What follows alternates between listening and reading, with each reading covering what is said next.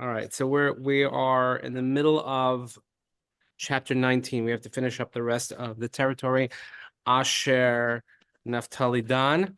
We'll look at some maps, and then we're going to get into something a little bit less technical. Let's say that a little less topographical. Yeah, my wife just called me. She just left Kibbutz Be'eri, and yeah, that's a rough one, man. Yeah, I'm like, but it's important to go, it's important to see and whatever. So, okay. So we saw Yisachar and Zevulun. Now we're in chapter 25, 20, I'm sorry, chapter 19, Pasuk 24, Pasuk Chaf Dalet. Here. You have it? You want me to find and give me the place for you? It's full service. We don't mess around here, you know that. 1924. Good year. Here we go. Okay. 1924. Zos Nachalas. No, I'm just Vayigvulam. Okay, I'm just reading. I can't read. That's what happened on the bottom of the page. Vayhi why I'm sorry, it's 24. It's Vayetze, actually. Right. Vayetze hagarol chamishi l'matei b'nei Hashem l'mishchasam. So the fifth goyrol, the fifth lottery lot, it's almost Hanukkah, it's less than 3 months till Pesach, is for the tribe of Asher, according to their families. Vayihi gvulam chelkas v'chali v'vetam achshaf, v'al melech v'amad u'mishol ufaga b'karmel hayama v'shichar livnas. And you have these great places, Chelkat, Chali, Beten, Achshaf, Amalek, Amad Mishai, and went to Carmel at the sea. So the Carmel, so if you, let's say, right below Haifa, and you go to the Carmel mountain, you see Har HaCarmel, which is because of the story, when it's called that before it was the story, but we know it from the story of Eliyahu Hanavi. But right now, if you haven't been to, anybody been to the Carmel Spa? Love it. Love it. My wife hated the road going up to it because she's scared to death of like those kind of roads. And they say, you have to go there, have to go. And, people are like, oh, you're going to love the food there. I'm like, how good could the food be there? It was so good. And we got there and we had landed. We went straight there and we got there like in the middle of the night. And then we're like scrounging around the kitchen. Or just goes, is there like a vending machine? They're like, no, this is about else here. Everything is about else. I'm like, what? Health. Around their robes all day, it's a little. Yes, it is weird because nobody under 16 is allowed. Health. It's about health, and they want health food. Okay, fine. Anyway, so we set up. But you know, Rabbi, that this is where Eichmann was during the Mishpat. What? There was a kele there. Not even a spa. I don't think he got else. Now it's a spa, but it used to be Bet Kele. And Really? then a place for Holocaust survivors to go there. They got פיצויים. איך אומרים פיצויים? אני לא זוכרת באנגלית. Now it's a spa the last 20 years. But oh no, Gary name. It's like reparations. Oh no, that's pitzuchim. I'm sorry. בדיוק. תודה. See, I'm thinking Israeli jokes, pitzuchim. Yeah, and there's a nice there's a school there. There's a place called what's it called? I know. Like a school, they bring kids from all over the country and an orphans. And they Boarding school? there. Yes. Went to the school. פנימייה. Yemin Ord. Yemin Ord, correct. Yemin Ord, and has a beautiful view of the sea. Though from those places you could see the sea. So when you overlook, it's high up. She did, my sister-in-law. Right. So that's what you look there, and so that's Carmel, and you come through the tunnels and going south, you see it, and then you head towards down south towards the Merkaz. It's very nice. Anyway, V'shav Mizrach Hashemesh Beit Dagon Ufaga Uvegei Yiftach El Tzafona Beit Ha'emek Neiel V'yatzel Kavul Mismol Ve'Evron Rechov V'Chamon V'Kana Atzir Rabba V'shav HaGavul Harama V'Ir Mivtzar Tzor V'shav HaGavul Kosa v'hayu totosa v'yom mechevel achziva v'uma v'efek rechov arim esrim v'shnayim v'chatzrehem zos nachalas matei b'nei Hashem shechasam he'arim ha'el v'chatzrehem. This is just absolutely, unbelievable. It turns towards the rising sun, which is of course towards the east, to Beit Dagon, Zevulun in the north, Beit Ha'emek, Kabul, not Kabul in Afghanistan, Evron, Rechov, Hamon, Kana, until Sidon, and then it turns to Ramah, to the fortified city of Tyre, which is again up north towards Lebanon. The border turned to Chosan, its outlets to the sea. I'm going to show you a map in a second. And 22 cities and the villages. This is the heritage of the tribe of Asher, according to their families, these cities and their villages. Let's see the last two, and then we're going to look at a map, okay? Hold on, let me just open the door for her.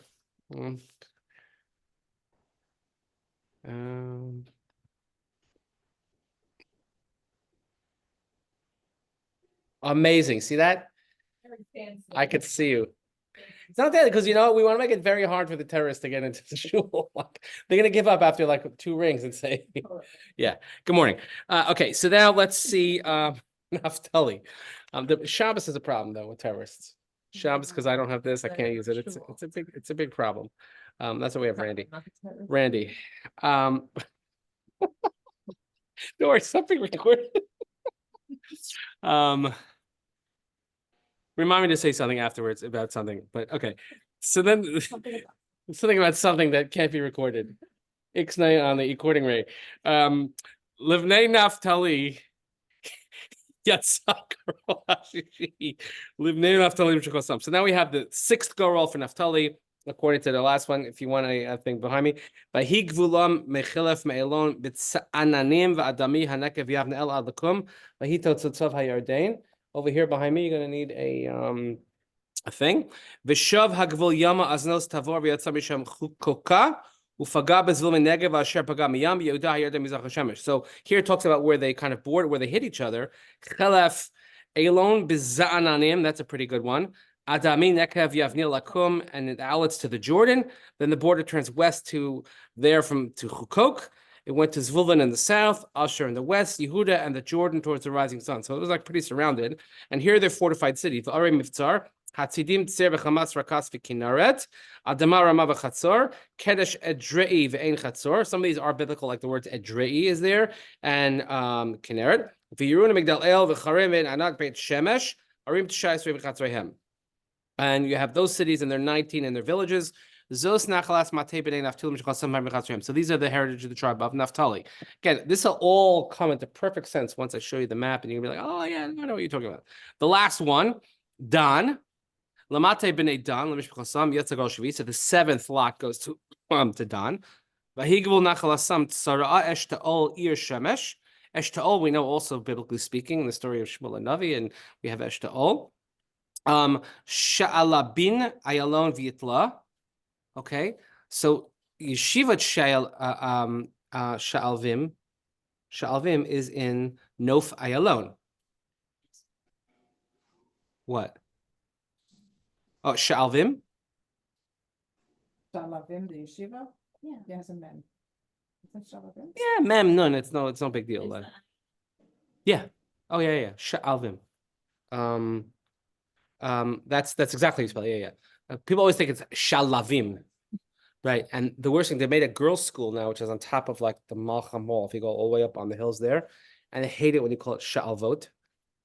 So everybody's like made it like Sha'alvim. But so I was actually there a few months ago, and it's beautiful also the outlook, but it's called Nof Ayalon, the outlook of Ayalon, the Ayalon Valley, but that's here, we'll see.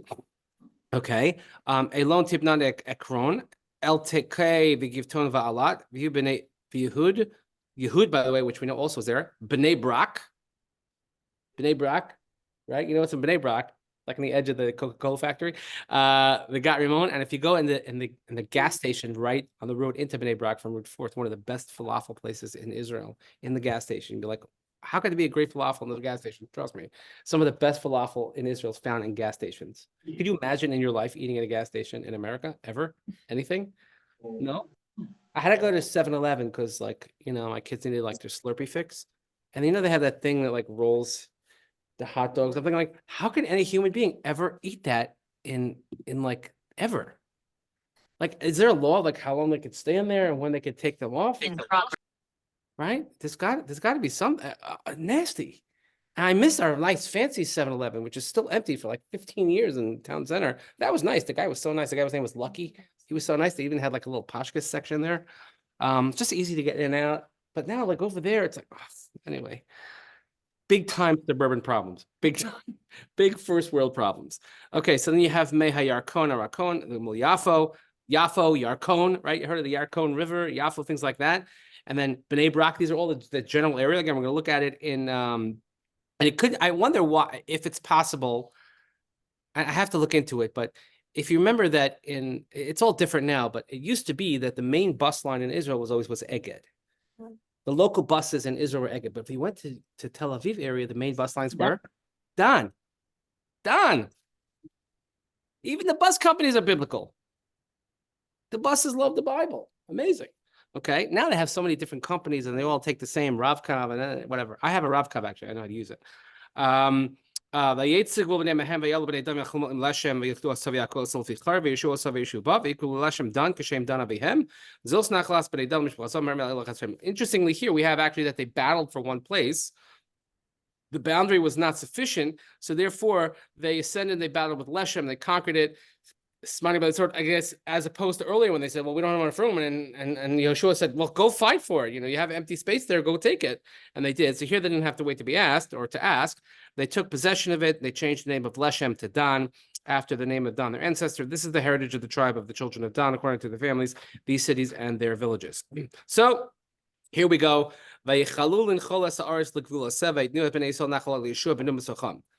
Thus, they finished a portion of the land according to its border. And look at this. Then they gave a heritage to Yehoshua ben Nun. So Yehoshua ben Nun, who was the leader of the nation, all this, and he got nothing.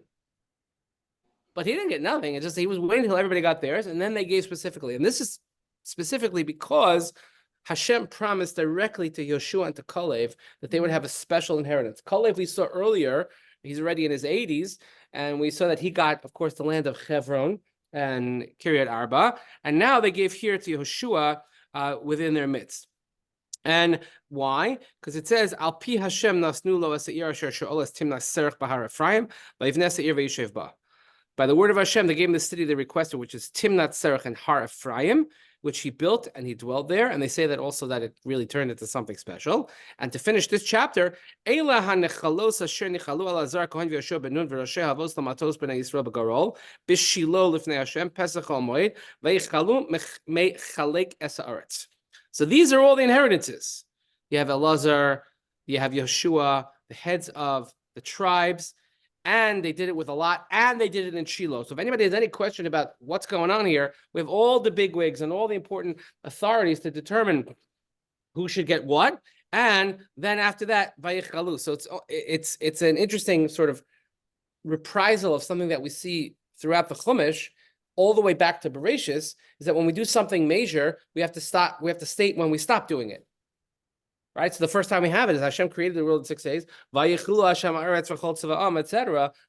Here's the same word, vayichalu. The same thing after the building of the Mishkan. It says vayichal, that they finished building the Mishkan. A lot of comparisons between the Mishkan and Shabbos. But when we have a major job, you also not only do you have to state doing it, you also have to state finishing it. If you've ever been involved in a major project on any level, whether it's a communal project, like you finally finish it, it's like, oh my God, we're done. Wow, we had a campaign. We had a major building campaign. Oh my God, we finished it. Or I don't know, we're anything that you want that you're involved in, and we finished it. So it's important to note the beginning, the process, but also the finishing of it. So here I wanted to show you each side has whether it's Rashi or whether it is the Vilna Gaon. But let's look at Rashi for argument's sake, and I'm going to put it. I'm doing it. I'm sharing my screen, old-fashioned.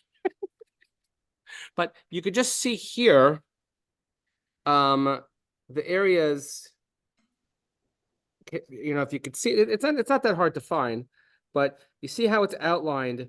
Yisachar, Zevulun, next in the Asher, as we discussed, on the coast. You see Asher and Akko, places like that, Menashe, Ephraim, and then Dan. Different opinions. If you look on the other side, the Vilna Gaon, it's basically the same, but there you have it, is, the places, how they border one another. I think if you look at any basic Tanakh also, or if you just did a search, you would see sort of how they get divided up by space. So you could see so like Dan is Yafo over here, okay? And you have a little bit like almost separated, right? As well. Dan, Menashe, Ephraim, etc. like that. Okay, anyway, but it's good to know once we've seen all of these. Yes. So it says there's 7 Gerolos. Okay, so let's say 2, or maybe even 3, maybe Menashe went on the other side. And the Levium don't get one. How do we get to the 7? Was somebody done together? Let's see. No, we Understand had. what I'm saying? It Yeah, says no. Gerolos Shvi. Right. So we had so we gave out specifically we had 2.5 on the other side. Okay. And So that leaves how many? Well, Levi doesn't count. And they don't. So we have 2.5 on the other side, and then so what does that leave us with? So Yeah. this is 9.5. 9.5. So well, let's call that and then so when we have 1/2 of Menashe here, so that leaves us with 9. Then we have Yehuda, and then we have Yosef. Right, meaning Ephraim. So that leaves us 8, 9, and 8. So that leaves us with 7 because 2 were not done by Gorel. Yehuda and Ephraim were done directly. Right, that's and then after we finish that, and why those 2, as we said, because those 2 are the heads of the heads of the family, so the big leaders coming from Yosef and coming from Yehuda, and then we have everybody else. Okay, so that's okay, fine. So here you have it. And if you look at the maps, then you could sort of, when you see a map, it has a division of Israel. So this map, which is maybe a little clearer, perhaps. All right, so this one is a little bit clearer because it's not in color. So you could see sort of the division there. And again, it went based on population, what they had when they left Egypt, and location. So you can see how they kind of gerrymandered the districts and how things kind of played out. So this is a little bit, this is a little bit sometimes easier when there's no color. But like I think if you look at Dan here, see Dan is like a coast and then gets the whole coast. Right? Right, to ask, where do you live? You live in Dan. Right? Herzliya is in Dan. You're yeah, right. But that's so if you ever I think I sent Julie and Mark there once. They're asking if you're ever looking for I mean, now there's like nobody's doing like regular touristy things in Israel, but if you're ever looking for something, let's say if you have kids or grandkids and something really cool to do in Israel, there's something called Igudan Shafdan. So in the Dan region, sometimes we talk about Tel Aviv. Tel Aviv has major outlet cities, so you're talking about Bat Yam and places like that, the major outskirts. But in the Dan region, so the Shafdan, what they do is it's a water treatment plant. And you're thinking like, have we reached the bottom of the barrel that you're sending me to a water treatment plant? The answer is yes, because what they do is in this water treatment plant, it's a beautiful museum. They show you how they take the wastewater, how they retreat it, and they send it all the way down to the south for agricultural purposes, which is becoming a big challenge now because where we sending it, if you send that's weird. Am I talking to myself? What happened? And it shows you how and by the way, they don't use it for drinking, they use it for agriculture, but how they use something like over 90% of wastewater that gets retreated. And again, I'm not talking about desalinization, I'm talking about just treating wastewater, and they have the really cool, they show you like the before and after, and this kind of hands-on museum, very, very, very cool. But to see Israeli innovation and technology at work in a waste plant, but it's called Igudan Shafdan because it's in the Dan region, and that's sort of the central part of Israel, because again, Dan is this here, right? So if it goes there and then it goes all the way down south for agriculture, very, very interesting, very cool. And what? Igudan Shafdan. I keep unmuting on purpose. Elon's uncle is very involved in that. He's an engineer that works with that process. There you go. See? No, I'm not even making it up. Just look up Shafdan. Did you read Let There Be Water? Yeah. So fascinating. I thought like this must be boring. It was so Yeah, interesting. yeah. You could Google it up and you'll find it. But if I'm saying it happens to be like something for all ages. Because even like they say, like they do this presentation, and they say to the kids, like, oh, would you ever drink this? And they show like the dirty water, and then they show like from before and after of the same water, what happens to it. Absolutely fascinating, which is why, of course, Israel leads the world in water technology and water reclamation, etc. Right, Shaftan, yeah, Shaftan. Okay, well, that's for the restaurant there, Shefdan. Anyway, I can make museum recommend. I can make restaurant recommendations. Anything that you need. It's really, really good. Okay, so that's as far as the land goes. Now we have a couple of other things. We have to do now the cities Are Miklat, and we have to do Are Levium, and then we have to wrap up a couple loose ends, and then we have to say goodbye to Yehoshua and Elazar, and right, that's the end of Sefer Yehoshua. I mean, believe it or not. Okay, but let's just, before we get to the next chapter, let's talk about Ir Miklat.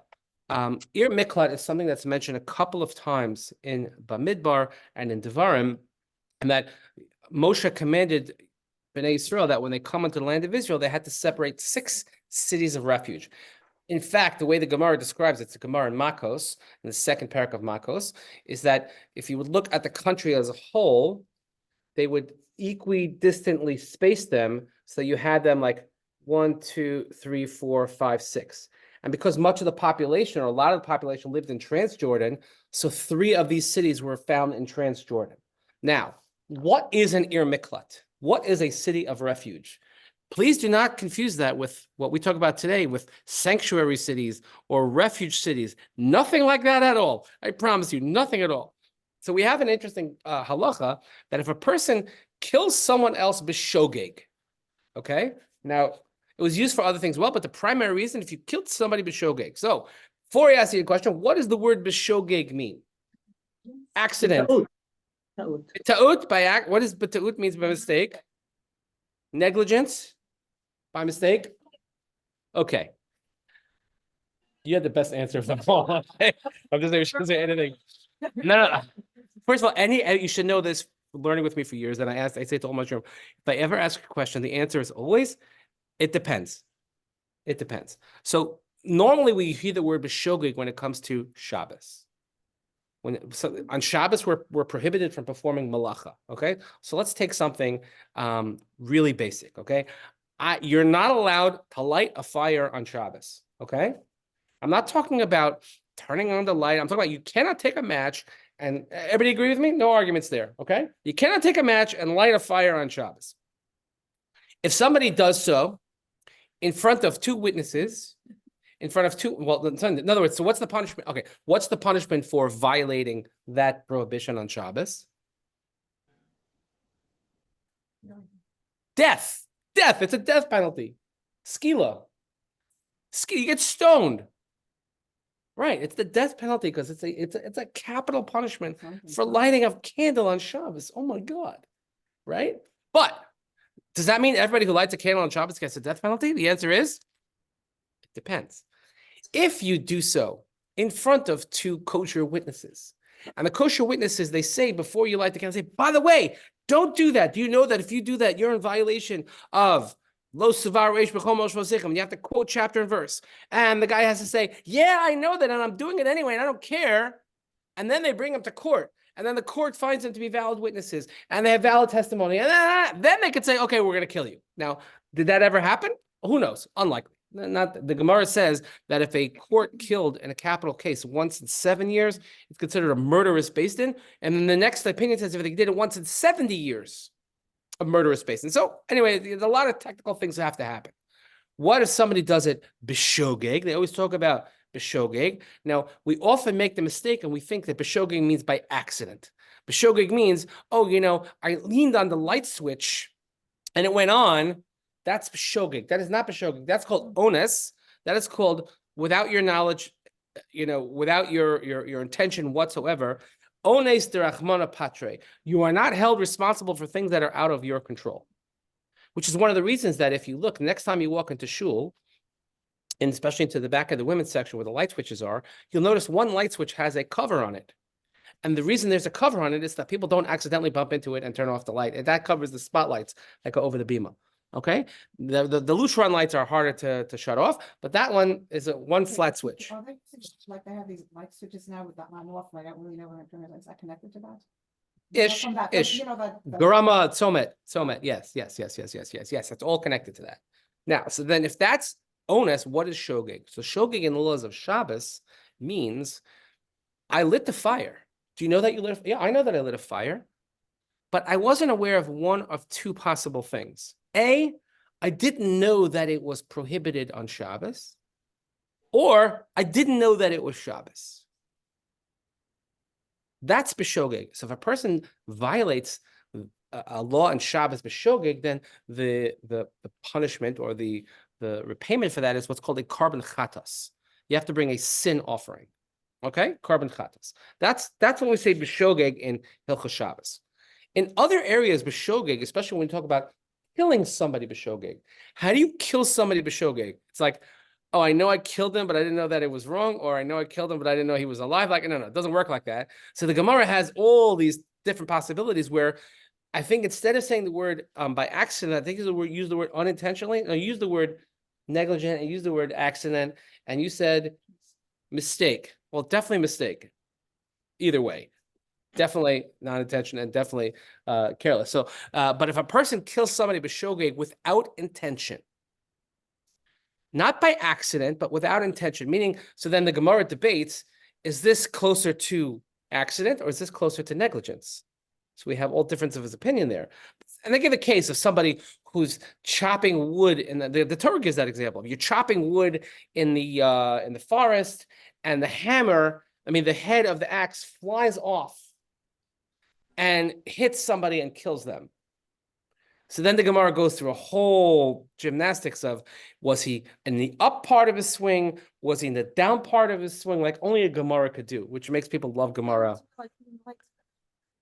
Yeah, according to, so again, you have to see the case. Or let's say a case where a person's climbing up a ladder and then he slips off the ladder, but where he had in check where the stanchions, stable, where was it a rickety ladder? These types. Anyway, that's called b'shogeg.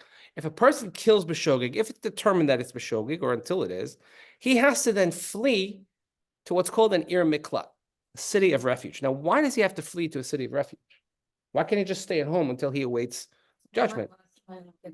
Correct. That's called a goel hadam, a redeemer of the blood. If you kill someone's relative, that surviving relative has every right in halacha to come after you.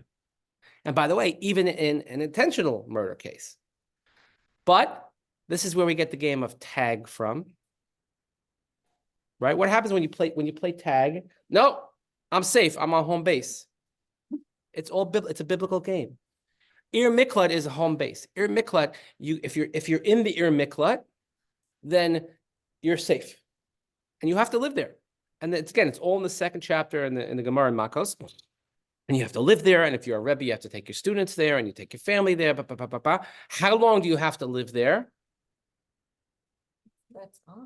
Till the threat's gone, till your case is adjudicated, or let's say it's considered, it's deemed by the court that you did indeed kill b'shogeg, which means you have to stay in the Ir Miklat. But the sentence is as long, and this is very, very unusual, is that you had to stay until the Kohen Gadol dies. That's what the pasuk says. The Kohen Gadol, who is the master of finding atonement for you, and he is like sort of counter to his behavior, and that's what you exhibited. So therefore, you have to stay until he dies. So the Gemara has a very interesting line. It says that the Kohen Gadol's mother used to always send like cookies and knit sweaters for the people in the Ir Miklat who were stuck in the Ir Miklat. Why? Because they don't want him davening for her son to die. Because their freedom depends. Like, okay, if this doesn't make you love Judaism, I don't know what does. I don't know what will. This is what we're really about. The Goel Hadam, we think that he's okay with it. He didn't have a choice. Goel Hadam, he can't. He does not have any rights. Once you come out. If he comes out legally, then that's it. Then he has no rights on you. But if let's say he sneaks out, he wants to sneak out and go home and see his family, this and that, all bets are off. And as long as he's off home base, that's it. So anyway, now it sounds like, wait a minute, how busy could people be killing b'shogeg that needed these Arei Miklat? 6 of them. 6 to cover the traverse the entire region. Well, because also they were used for other purposes of people who are waiting judgment, things like that. They had to have a safe place to go. So now that's what we're up to in our psukim. This is all by way of introduction. So then when we read the psukim, it doesn't seem so completely bizarre. It just seems regular bizarre, as many halachas that we have in the Chumash. But it's all found if you look at the end of Bamidbar and in Devarim, these stories of Ir Miklat are found. So cities of refuge. Pasuk Perek 20, Perek Chav, 20th chapter. Vaydaber Hashem el Yehoshua lemor, daber el bnei Yisrael lemor, tenu lachem esarei hamiklat asher dibarti alechem yad Moshe. Now that we have settled the land and we have stopped settling, we've stopped conquering, everybody has what's theirs. Now you have to tell them to give these cities of refuge, which I spoke about with Moshe. Lanus shama rotzeach makei nefesh b'shgaga b'vli da'as, v'hayu lachem lemiklat mi goel hadam. Right now, it all makes perfect sense that they have to escape. Lanus, what lanus means to run away, actually, to flee. Right? To flee. Lanus shama, to flee there. Rotzeach, a killer. Makei nefesh b'shgaga, who struck someone mortally. Bishgaga, as a shogeg. Bivli das, without knowing, meaning it's without intention, and it has to be determined. And therefore, v'hayu lachem lemiklat, and it has to be a miklat. What does miklat mean? Well, we know the miklat in modern day language. Now we've actually changed it. It used to be called a miklat. Now it's called a mamad, right? But miklat is a shelter, right? So everybody knows every building, when you first time in Israel, like, what is this dingy, dark room in the basement with a huge steel door? Well, that's the bomb shelter. Or a miklat, okay? We also had, when people used to make, I don't know if they still do this, but when people used to make aliyah, before you settled where you're going to settle, you went to what's called a merkaz klita, an absorption center. Merkaz klita, an absorption center, okay? It's like right. Friends, you know. It's like a giant sponge, an absorption center. You saw what I did there? But that's the same. Klita, miklat, it's the same word, okay? V'nas el achas mehe arim ha'ele. He has to flee to one of these cities. V'amad pesach shar ha'ir. V'diber ba'oznei ziknei ha'ir es dvarav. Then he has to go to the entrance and he has to get admission. He has to speak into the words of the elders of that city. V'asfu oso ha'ir aleihem. V'nasnu lo makom v'yashav imam. Then they will gather him in, they will offer him protection, and they will give him a place and he will live there. Does he have to pay rent? He doesn't. Again, the Gemara discusses all these things. Fascinating. Why it's in the second chapter of Makos is an interesting question, but if anyone wants to come to our Gemara Shiur, we're learning Makos now. We're on Daf Daled, almost Daf Daled, so give us another few months and we'll get there. Anyway, but if you want to come before then, you're also welcome. Dof goel hadam acharav v'lo yaskiras rotzeach biyado. If the avenger of the blood, Goel Hadam, it actually means the redeemer of the blood. They use the word avenger and not in the superhero type. If he chases after him and they do not deliver the killer into his hand, they cannot. Why? Because he struck his fellow unintentionally. He didn't hate him from yesterday before yesterday. In other words, this is not where they had any sort of fight. There was no beef between them, and it was just completely unintentional. And once he's in the Ir Miklat, the elders of the city, it's their responsibility. They cannot hand over this unintentional killer to the avenger of the blood. V'yashav ba'ir hahi ad amdo lifnei hadel mishpat. So he sits there either until he stands in front of Edah. Edah means the Sanhedrin, the court, until he stands for judgment in front of them, la mishpat, for judgment, ad mosa kohen gadol asher b'yomahim, or until the high priest dies in those days. Az yashuv harotzeach uva al yirov al beisol al ira asher nas misham. Only then, once he stands judgment, he's adjudicated and he's either exonerated, or if the kohen gadol dies, then the rotzeach, he's still, by the way, he's still called a rotzeach because intentional or not intentional, you're still a killer. Right? We know cases where people, I mean, you think about it, think about people who became famous for killing, even though they're not killers, right? What name comes to mind? What do you think of? You know, like one of those guys, like, remember, like a case like Bernie Getz. You remember Bernie Getz? Huh? No, is that the subway? The subway guy. Yeah. Bernie Getz. Like, you know, right. You know, but you have cases like that where somebody becomes famous for doing something that they certainly had no intention of doing. And whether or not they get in trouble, these kind of things. It seems that decent people get in trouble for doing these types of things, and non-decent people just seem to get away with it over and over again, but that's a whole other story. You Can look, I you want to ask something, Aline? Post caning thing. So these are non accidental or whatever killers who live there and rule the city. No, they just live there. They had people, I guess, who lived in the Miklat. Now, so, by the way, the city, we're going to see, we don't see it. I don't, It's a- the cities in Levium it's- also it's- served as an it's- Miklat. it's- Yeah, yeah. Okay, It's a I- mixed I- population. Did that, but I mean, it's not just killers. Because you have to have Zakanim. Like, how does one become a Zakain of a city? Like, what do you do? What's your job description? I'm a Zakain. I am an elder of a city of refuge. Like, you put that on your business card. Like, how does one get to that position? I don't know. How does one get to be in the position of an elder? Sit at the gate. in a city, that's kind of imaginable. Yeah, that yeah. Someone. No. So it was a regular functioning city, belonged to no one. But he said that you had to create these cities, populate them, and have them available for when the situation arises, where the killer can come and stay and be protected, and then finally leave. Should that arise? Excuse me, can I ask a question? Yes. In Pasuk Vav, the way you explained it was until he has a child or until the Kohen dies. But it doesn't say or. I know. I'm glad you caught that. Because again, I'm just giving sort of like the Gemara interpretation of it. Is that it really is either or. Like if he's, because there's two possibilities. If he goes to court and they say, indeed, you killed B'shogeg, then he has to stay there until the Kohen Gadol dies.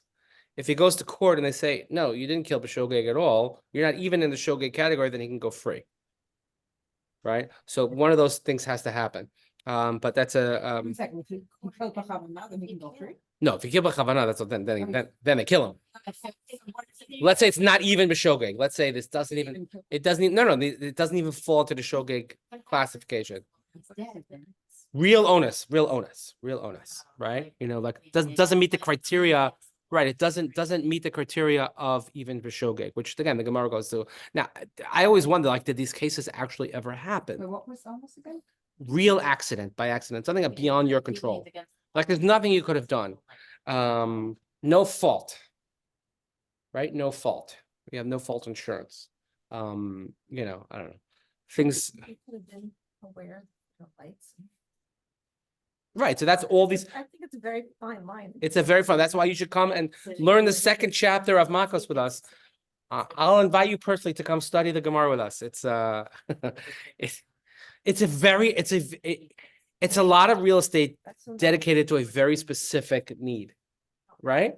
It's like, it's really interesting. Thank you for being so dark. Anyway, okay, so now we have to know where they are. Vayakdishu as Kedesh Bagalil Bahar Naphtali, as Shechem Bahar Ephraim, as Kiryat Arba Hebron Bahar Yehuda. Look at these places. There were Kedesh in the Galil, in the mountains of Naphtali, Shechem and Ephraim, and Kiryat Arba, which is in Yehuda. I'll show you a map in a second. And then on the other side, we had, meaning on the Transjordan side, we Mizracha Nasnu was Betzer Bamidbar, Bamishur Matruvain, Ramot Bakilad, Vet Golan Babasham Manasha. By the way, these places were all pre-designated. If you look in Bamidbar, when listing the places, it actually says that this is what you have to have. Eila Hayu Ha'arei Hamu Ada L'chol Bnei Yisrael. These are the cities that were appointed. Moed is appointed, like an appointed time or appointed place. Lager hagar b'secham l'neshama kol makenefesh b'shgaga v'lo yemos b'yad gol adam ad amdo lifnei heda. And these were the cities that were appointed. Anybody, whether you live there or didn't live there, any person who kills b'shogeg, and therefore he wouldn't die by the hands of the Goel Hadam. Now, let me just see. I believe this has cities of refuge. Now, this is really, really interesting. So if you look at the cities of refuge here, okay, notice the lining up. I'm going to show it to you here. You see, notice it's like bing, bing, bing, bing, bing, bing, like that. Okay, it's sort of covering equidistant on both sides of the Transjordan, one on one side of the yard, there one on the other. But in other words, you'll never be too far away from a near Miklat. Okay, So if let's say if you're in the center of the country, you can go Shrem or to Hebron. Either way, let's say if you're in Yerushalayim, right? You could go either to Hebron, you can go to Shrem. Take your pick. Okay. If you wanted to go, if you're in I don't know, Yokneam, then you can go down to Shrem or you can go up to Kedesh.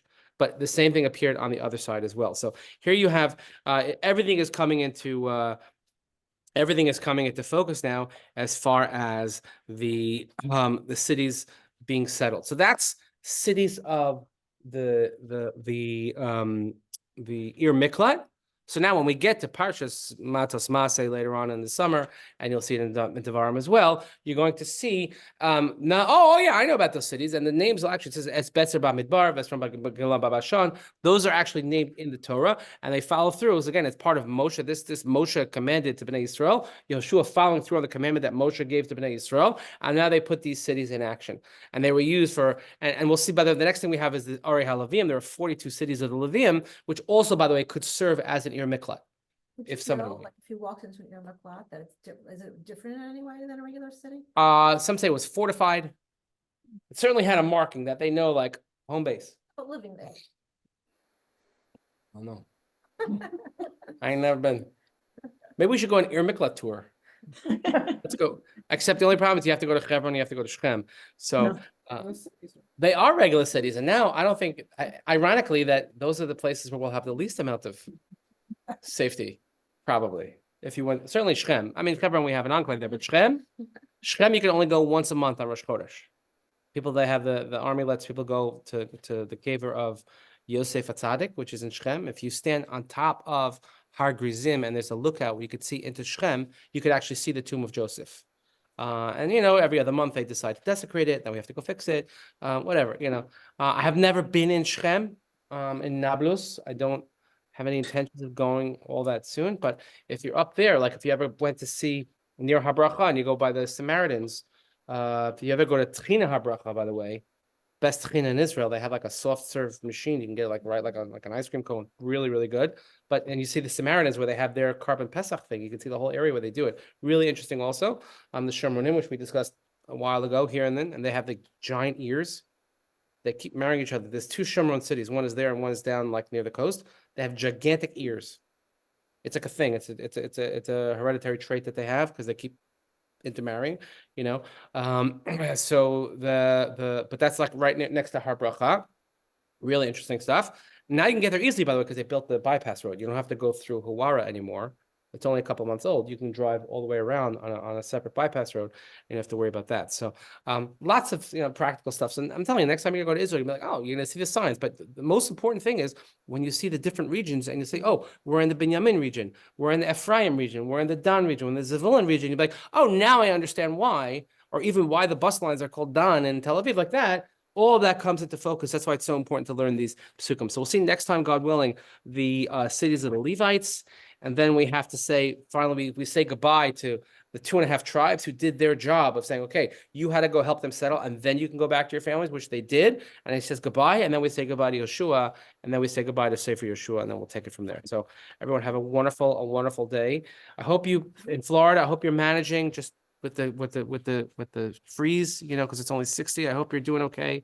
It's getting warmer. It's getting warmer. Wait, it could be close to 70. Hold on. Our prayers are with you. 64. I'm just telling you, until it hits 70, we're saying extra Tehillim and Shul. Thank you. We appreciate it. God. Thank Should God. have done it last week when my kids were here.